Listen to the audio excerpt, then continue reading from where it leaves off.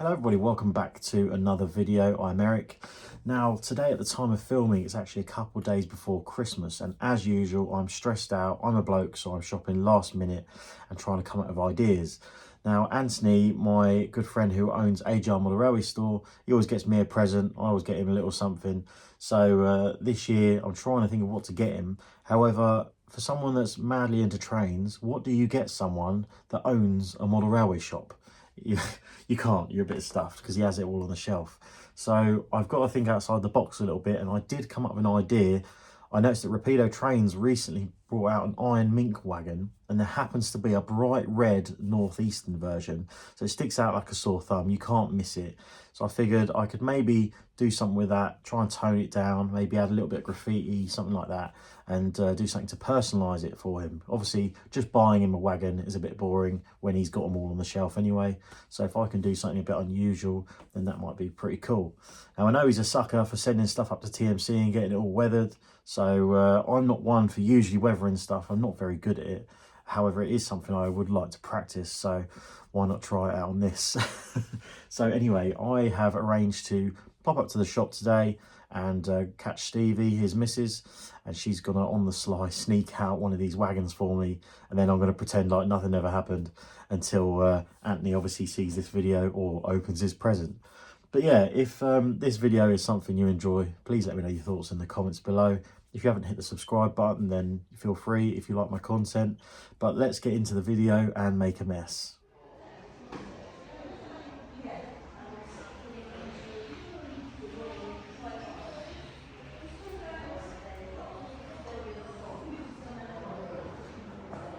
So this is a Rapido Trains UK Iron Mink. It is North Eastern Railway livery. It's a gunpowder van, and I thought it'd be a fitting thing for my good friend Anthony for his layout, because he is a northeastern man, because he's got no taste. I was stuck what to get him for Christmas. Wasn't really sure, so I went and bought a van from his own shop, courtesy of his soon-to-be wife. She snuck it out for me. So let's get it out of the box. I want to do something a little bit out of the norm, something I've never tried before, and I want to try and weather it up, because he gets a lot of his stuff weathered. Well, pretty much all of his stuff actually. He spends a lot of money on weathering, so I want to try and weather it up, and I wanted to do something a bit personal and maybe do a little bit of graffiti on there. So the idea I had was on one side maybe graffiti AGR, and on the other side maybe like Tony or something like that, because it as in TOE-KNEE, just because it's his little handle on WhatsApp. I thought it'd be funny, and maybe a little 23 on there or something like that for 2023. But yeah, it's a nice little wagon though. I've never really looked at a Rapido UK wagon before. Obviously I've looked at their logos. It's quite pretty. I mean, it's not very heavy. It's got enough weight to it where I'm sure it would run quite nicely. It's got a nice little livery. The rivets are really nicely sort of done on it, and all the detail is very nicely moulded. But of course I don't really know much about what I'm looking at. I must say the spoked wheels are very nice though. They're very pretty. I believe the Met wagons had spoked wheels, so they're obviously quite fitting for what I like.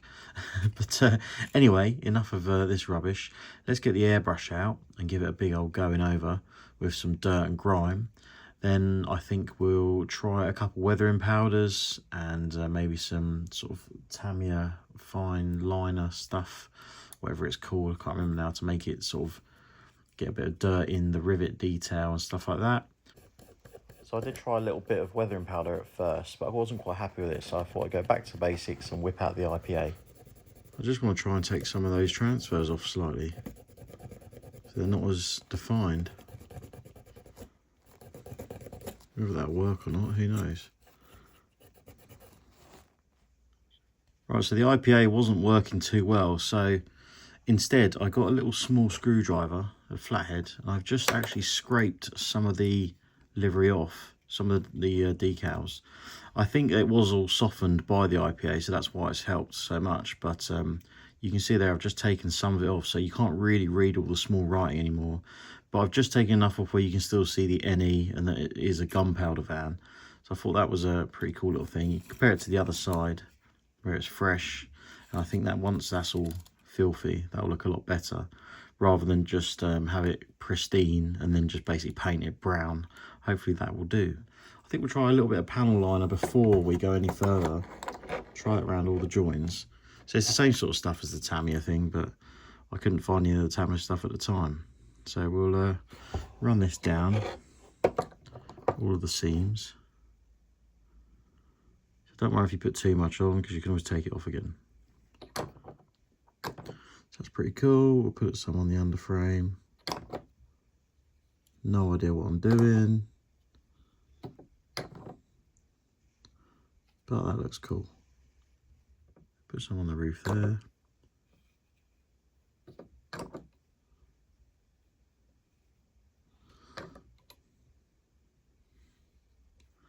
But you can see how well it just brings out the rivets and stuff.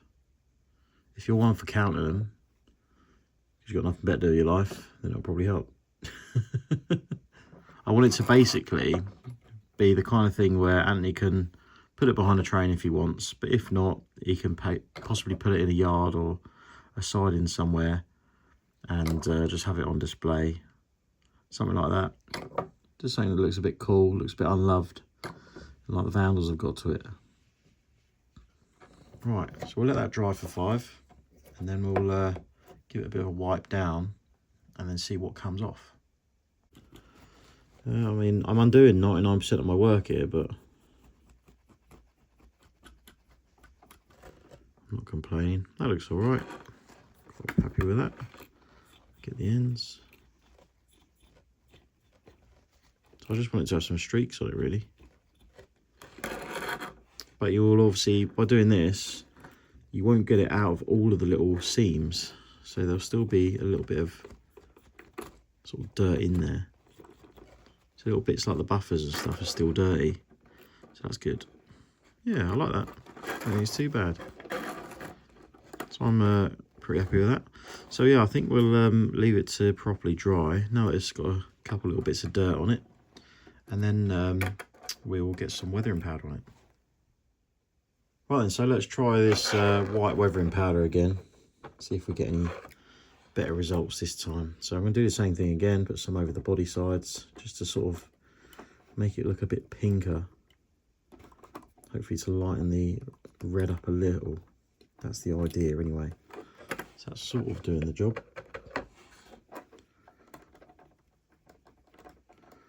So I've never really been one for weathering stuff. I've never really dabbled with it much. But I really should pull my finger out and learn, because you do get some fantastic results from it, as you see on other channels where they actually go to the effort of doing it. But yeah, a bit of white powder on there is toning that down nicely. Might be a bit much, but hey ho. So I'm going to go in with my finger and just try and work it in there a bit more.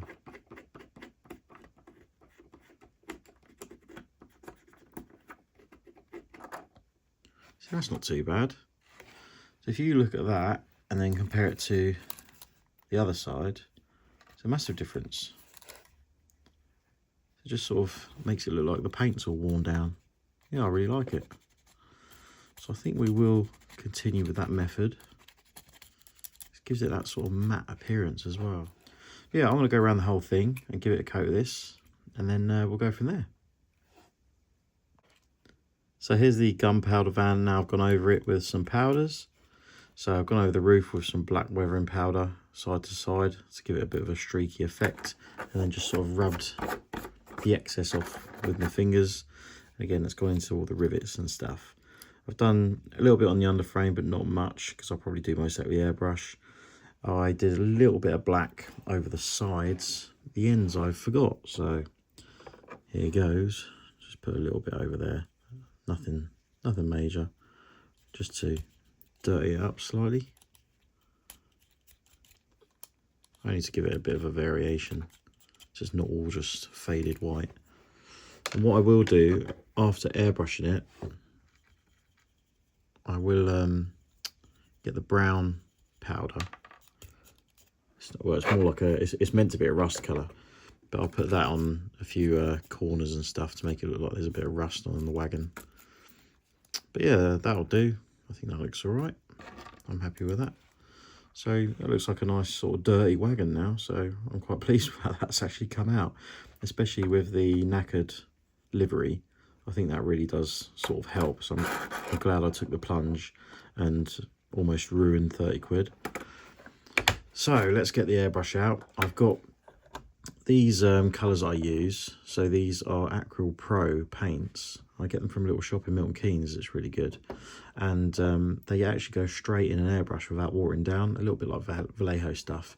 But they've also got a little ball bearing in, as you can hear, to shake the paint up. But they're really handy. I really like them. So I'm going to hit this with a couple of the colours, and then we'll see how it looks after. So I used the airbrush with some coal black to go over the wagon. So I've just done a couple streaks on the roof, and I've wiped it off a couple of times and gone back over it. I'm quite happy with how the roof looks now. It's nice and sooted up.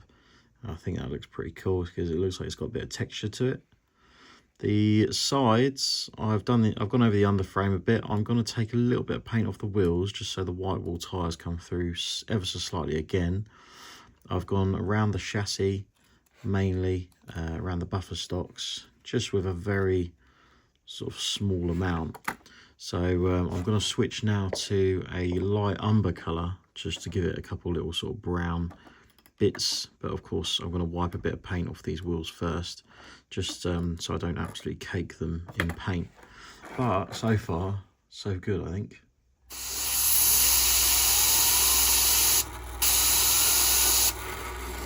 It's one way of testing your bearings. That just makes them nice and brown.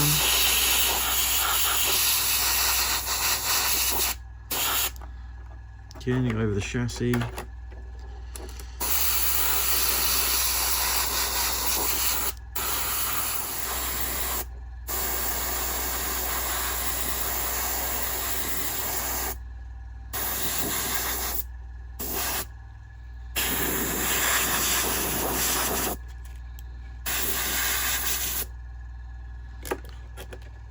And that is that. So I think that looks all right. Obviously it's pretty filthy, but that's how we kind of want it. I think that'll look good in a nice weathered rake of wagons. So what I've done here is I've got the graffiti. So I went on a website, which was basically a graffiti creator, selected the font I wanted, did AGR, and then turned so I screenshot it, turned the brightness up really bright on my phone, and then I've just laid a bit of masking tape over my phone and drawn around the outline. So I'm going to hopefully try and cut this out so that I can then stick it on the wagon. So you can see the wagon here. I have gloss lacquered it just to seal off all the dirt and stuff, so I can now handle it. So this is going to sit sort of in the middle-ish, maybe slightly off to one side and wonky, I don't know, but I'm going to sit that somewhere around there. So I've cut the writing out of this masking tape, and I put the writing on first because I had to cut the masking tape obviously like this, and then I cut it all out with a pair of scissors. So I've put the writing on first so I know where I want it. Then I've stuck the masking tape back round where it's meant to go. Obviously it's not perfect, but it doesn't have to be. Then we'll just peel this off, and then that will leave us with the template that we want. So we'll push all that back down. And I think I'm actually going to very gently blow this in with the airbrush, to be honest. I think it'd be a better option. So we'll do that. But we'll do that. Then I'll get another little bit of masking tape just to go over that join line. And then I will obviously mask the rest. But before I airbrush it, I'm going to do the other side. And I think I mentioned at the start, I'm going to do toe-knee just for a bit of a laugh. So I'll do that, the other side probably a little bit smaller. But I think that's going to work nicely. So we're masked up now. So we've got AGR there. We've got Tony there. So I think I've got it neat enough. So I'm just going to very lightly blow some blue over the AGR. The Tony colour, I might try a different colour. But I also might try and fade it. So I might do sort of light blue on the bottom, fading to dark blue on the top. I might try that out because it's something a bit different. But yeah, wish me luck. I'm going to paint that now. Right, there's the AGR then. So the bottom half is Humbrol 14 gloss. And then I painted the whole AGR bit. Then I mixed in about half and half the matte white in with that, just to lighten the blue. And I've given it a bit of a sort of fade on the top. I don't know how well you can see it, but so yeah, it fades to from dark blue to light blue at the top. So that's pretty cool. Obviously the AGR thing, I wanted to keep the blue theme. And the back, the Tony bit, I've painted that in the light blue as a base. And then I'm trying to think what to do as a second colour, because I might as well try and fade something else in for a bit of fun. So I'm just sort of having a think, really. I might try yellow, to be honest, just because it will stand out. But I'll just do sort of a subtle kind of yellow. If not, I'm not sure, because obviously the red wagon, I would go blue and red, but I think blue and yellow might work. So here's the finished wagon, other than some lacquer or varnish, what you want to call it. So I'm quite happy with how this has turned out. I think it looks pretty sick, to be honest. I'm a little bit jealous. So yeah, as said, we got AGR on this side with the faded blue, so it goes dark blue up to light blue, and I've gone around it with real thick sort of lines to make it look a bit more sort of like it's bubble writing, which I thought was pretty cool because it kind of pops. You'll spot that an absolute mile off. I've just done a little freehand 23 on there as well, just in the corner for 2023, of course. And then this side, Tony, I've just put a little dash in, and I've tried doing it a bit more 3D with the shadowing. Obviously, I'm doing it all freehand, so it's never going to be perfect because my hands aren't quite steady enough. But I think with what happened here with the blue on the bottom and the yellow on the top, the blue has almost gone green. So it actually looks really cool. It's like green up to yellow. So again, I'm really pleased with that. And again, it sticks out like a sore thumb. But what's nice is, of course, both sides being different completely. So I think it's really cool, and hopefully he'll love it. So yeah, there you go. What I'm going to do now is give this a good coat of gloss varnish. I use Gloss Halfords lacquer because it gives a really nice thick protective layer, and over the top of that it'll have to have some matte on it. I might put a little more dusting of weathering powder over it, just a quick thin dust just to take some of the sheen off as well. But other than that, it's going to be pretty much finished, so happy days. So Anthony, when you watch this, hopefully you like it, mate, and Merry Christmas. Well, we are finished. A bit of satin lacquer. And there we are, that's taken the gloss off of it. I would have used matte, but I didn't have any here, so satin is the next best thing. But I think it looks all right.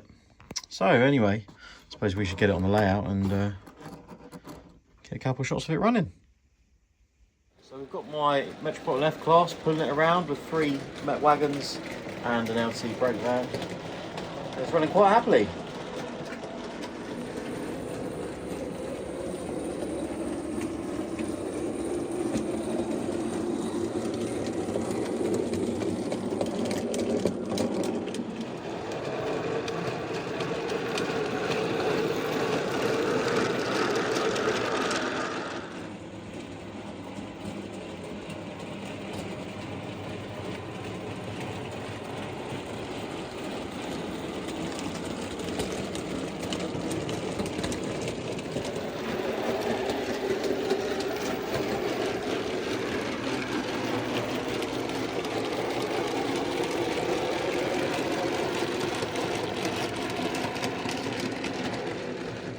So I've spun it around now, so we've got the AGR side, so you can see that as well on the move. I think it looks pretty good. Certainly not going to miss it.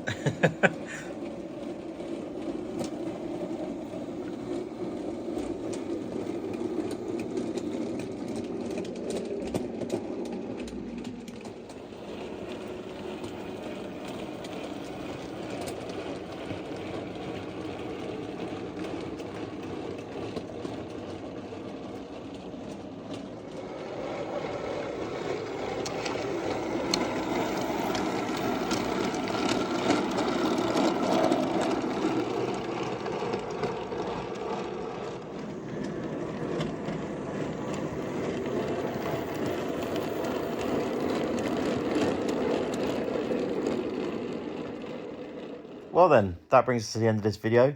Hope you enjoyed it as much as I did creating it. And Anthony, if you're watching this, very Merry Christmas to you. Thanks for being such a great mate. It's the least you deserve. I really hope you enjoy it. I can't wait to see it on your own layout or maybe running again somewhere one day.